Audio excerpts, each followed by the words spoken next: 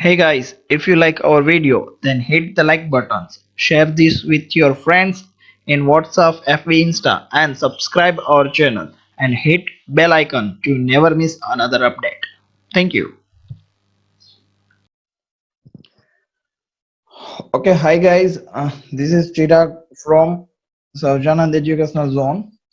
So our topic is the infinitive. We already discussed the many things about the verbs, right guys? The infinitive is also the base form of the verbs. It is the often the preceded by to the words to.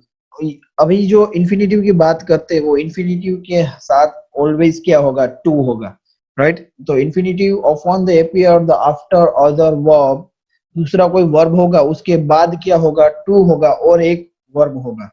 जैसे कि you can see here, the rain began to fall. So you can see here, begun is also the one kinds of the verb and falls is also. Here is a two, which is the infinitive के साथ ही वो to आएगा. जैसे कि agreed to meet, arrange to see, hope to visit, like to ride, have decided to buy, is learning to swim, didn't mean to upset. तो guys यहाँ पर आप देख सकते हो कि ये सारे के सारे जो वर्ड्स, यानी कि दो वर्ब्स है, वर्ड्स सारे के सारे वर्ब्स के ही है. तो यहाँ पर एक से ज्यादा वर्ब है, बट वो सारे के सारे टू प्लस इन्फिनिटिव के साथ जुड़े हुए होते हैं. यहाँ पर टू के बाद जो होता है वो इन्फिनिटिव होता है, और वो इन्फिनिटिव वर्ड्स होता है उसका मीनिंग सेम टू सेम वैसे ही होता है, सिंपल फॉर्म्स वाला ही होता है. जैसे कि यहाँ पर हम सिंपल फॉर्म ही पुट करेंगे टू के बाद. टू के बाद वर्ब का जो फॉर्म होता है उसको हम इन्फिनिटिव बोलते हैं गाइस, राइट? तो यहाँ पर ऑलरेडी जो है वो कोई ना कोई सेंटेंस है, वो कोई ना कोई टेंस का होता है, राइट? बट उसके बाद का जो वर्ब होता है वो इन्फिनिटिव का होता है. यहाँ से आप कंसीडर कर सकते हो, जैसे कि बिगन, सो सिंपल टेंस होगा. एग्रीड है तो हैव अरेंज है. Hope, I like. तो यहाँ पर से बहुत सारे अलग अलग वर्ब्स आप देख सकते हो. वर्ब्स के मुताबिक यहाँ पर सारे के सारे सेंटेंस अलग अलग टेंस के हैं, वो भी आपको पता चल सकता है, राइट? जैसे कि बिगन सिंपल फॉर्म में है बिगन का, सो सिंपल प्रेजेंट हो सकता है. एग्री है तो पास्ट का पास्ट सिंपल पास्ट होता है. हैव अरेंज यानी कि हैव प्लस V3 है तो यानी कि परफेक्ट टेंस हो सकता है. Hope simple form, like simple form. So had have plus की बात करें तो गाइज क्या होगा, जैसे कि have plus decided is learning to swim, और डिडंट टू मीन यानी कि यहाँ पर इज लर्निंग यानी कि वो है कंटिन्यू या और प्रोग्रेसिव टेंस का सेंटेंस है. और डिडंट मीन, और यहाँ पर डिड नॉट प्लस V1 यानी कि वो पास्ट टेंस है, यानी कि पास्ट का नेगेटिव सेंटेंस है, राइट गाइस? तो इस मुताबिक हम कोई भी टेंस में हम इंफिनिटिव यूज कर सकते हैं. Some verb have the object before the infinitives. Okay, यहाँ पर ऐसा दिया गया होता है कि जैसे कि बहुत सारे वर्ब होते हैं, object before the infinitive, object पहले द इंफिनिटिव होता है. In these examples, two objects are the printed in the blue color, right? So यहाँ पर you can see the Simon asked me to help, right? यहाँ पर ask me, यहाँ पर जो me, us, friend, stuff, these all are the objects, right guys? So there are the some sentence, जैसे कि sentence में object के बाद भी हम इन्फिनिटिव छोड़ सकते हैं. और इन्फिनिटिव की शुरू में ऑलवेज शुरुआत होती है टू से, और टू के बाद V1 यानी कि रूट फॉर्म आता है वर्ब का, यानी कि सिंपल फॉर्म, जैसे वो होता है वैसा ही होता है, उसमें कुछ ही नहीं लगाते हुए, right guys? So teacher told us not to run, negative है, right? And Sushi is pursued her friends to play on the teams. यहाँ पर सारे के सारे ऐसे है जिसमें पहले वर्ब है, उसके बाद ऑब्जेक्ट है, उसके बाद टू प्लस इन्फिनिटिव है गाइस, राइट? यहाँ पर कई सारे इन्फिनिटिव्स ऐसे भी है, जैसे कि after the adjectives. In this example adjectives के बाद होता है, जैसे कि the boys were afraid to cross the busy road, right guys? I am the very pleased to see you again. This problem will be the difficult to the solve. This self is too high to reach. Don't think don't think it's rude to ignore the new girls in the class. The experiment was the interesting to watch, and you are too welcome to come with me. So guys, यहाँ पर सारे के सारे जो blue colours के words दिए गए हुए हैं वो एडजेक्टिव्स है. एडजेक्टिव्स हमने हमारे पहले के वीडियो में देखा था. जैसे कि एडजेक्टिव्स क्या है? एडजेक्टिव्स यानी कि कोई भी थिंग्स है, कोई भी पर्सन है या कोई भी नाउन और प्रोनाउन है तो उसके बारे में ज्यादा की इंफॉर्मेशन देता है, यानी कि उसके बारे में कुछ और इंफॉर्मेशन देता है. जैसे कि अफ्रेड टू अक्रॉस, या please to see, difficult to solve, solve करना है पर कैसा है, डिफिकल्ट है. हाई टू रीच, रीच यानी कि बहुत ऊंचा. रूल यानी कि रूड होना. इंटरेस्टिंग टू वॉच, देखना पर कैसा, इंटरेस्टिंग, समथिंग लाइक दैट.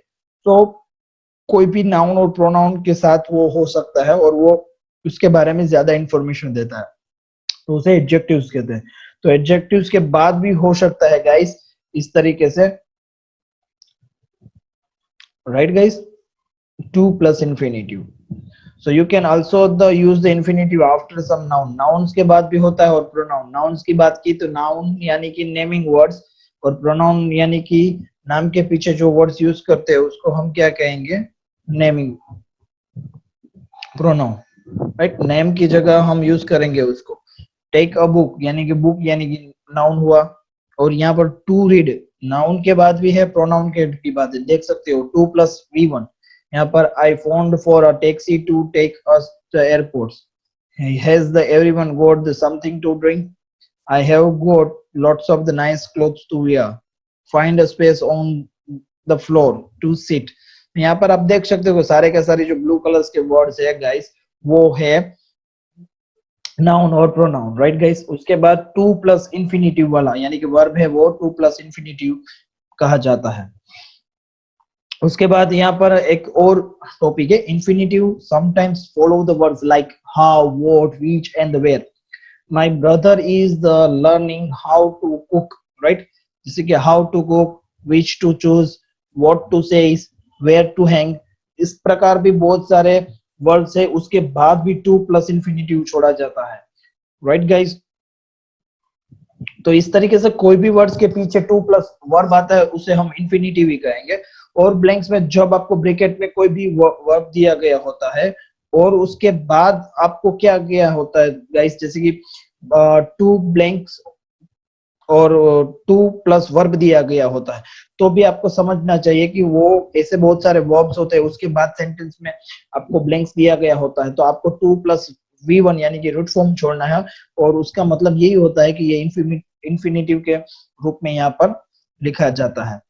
और the infinitive are also the used after the helping verbs. helping verbs के बाद भी यूज किया जाता है. जैसे कि गाइस हमने बताया था कि helping verbs यानी कि ऐसे सारे वर्ड्स है जो एज अ वर्ब भी हम यूज करते हैं. जैसे टू बी के फॉर्म जैसे सेल विल है वो भी एक टाइप्स के हेल्पिंग वर्ब है. तो will, can, should, may, might, must और टू, बहुत सारे ऐसे वर्ड्स है जो हेल्पिंग वर्ब्स है. एज अ ऑक्सिलरीज भी उसे हम कहते हैं. तो ऑक्सिलरीज और हेल्पिंग वर्ब्स के बारे में हम हमारे नए वीडियोस में देखेंगे. बट अभी यहाँ पर हेल्पिंग वर्ब्स के बारे में टू प्लस V1 आता है तो उसे भी हम इन्फिनिटिव कहते हैं, राइट गाइस. सो जैसे I can swim, we think she will win, will के बाद और मस्ट ट्राई और उसके बाद we should wait. So may I come. So guys helping verbs will, can, should, may, might, must are the called the auxiliaries, जैसे कि मैंने बताया, right guys. Now we are the going with that. What is the imperative form of the verbs? Imperative form verbs क्या है, right guys? When you give and the order or the command, जब आप कोई order देते हो, कोई command देते हो, use the base form of the verb. तभी आप क्या यूज करते हो, जैसे कि बेस फॉर्म ही यूज करते हो. जैसे कि मैंने बोला रूट फॉर्म बोला या बेस फॉर्म बोला या सिंपल फॉर्म बोला, जो वर्ब का वो सारे के सारे एक ही है जिसे हम V1 भी कहते हैं, राइट गाइस. तो such as the give, the read, to come, this base form is the called the imperative, उसे हम इंपेरेटिव कहते हैं. Open your books, stop and look before you cross the roads, come to front of the class, show me your book, read the first sentence, choose a partner and stand in the circle. This kind of the all the verbs which are as the imperative form of the verbs, तो इसे हम imperative भी कहते हैं, right guys. So this way we can understand what is the meaning and what is the reality for which kind of the verbs, किस प्रकार वो verbs के होता है. अभी guys यहाँ पर imperative verbs are the very direct. to be more the polite, and you can use the please before the imperative, right? जैसे कि please के साथ imperative में जब polite imperative sentence में आप directly use करते हो, ज्यादा से ज्यादा आपको polite बनने के लिए please come with me, please help me, something like that. और उसमें also आप में negative imperative भी बना सकते हैं, जैसे कि do not and don't use करके, don't bring calculator in your examination room, please don't change anything on your my computer. So right guys, so ये आपका एक टॉपिक था इन्फिनेटिव. सो गाइज, ये टॉपिक में अगर आपको कुछ भी डिफिकल्टी और प्रॉब्लम्स है और कुछ ना समझ में आया तो please right me. Okay guys. So guys, after to infinitive, there is a one another same kinds of the little bit different with it, but it is the gerund. Gerund is the ing form of the verb, right? Verb का ing वाला form होता है, उसे gerund कहते हैं. And a verb used as a noun, और वो noun के दौरान यूज होता है, right? जैसे कि gerund verb है और verb ing वाला form है, वही ing वाला फॉर्म हम एज अ नाउन यूज करते हैं, right? Sometimes a gerund called the verbal noun, उसे वर्बल नाउन भी कहते हैं because it is the come from the verb, क्योंकि उसको हम वर्ब में से यूज करते हैं. यहाँ पर आप देख सकते हो बहुत सारे एग्जांपल्स है. Running is a good way to the keep fit.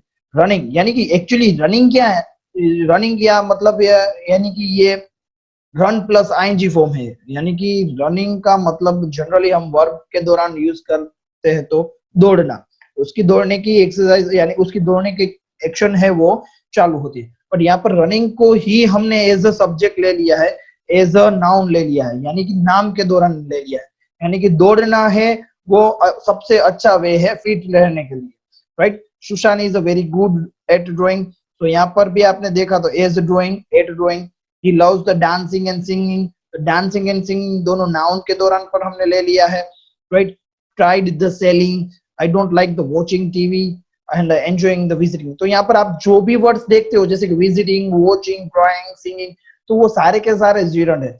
तो पता कैसे चलेगा गाइस कि ये gerund है? तो गाइस एक बात याद रखना कि जब ing वाला फॉर्म आता है, जब ing वाला फॉर्म आता है उसके आगे to be फॉर्म होता है.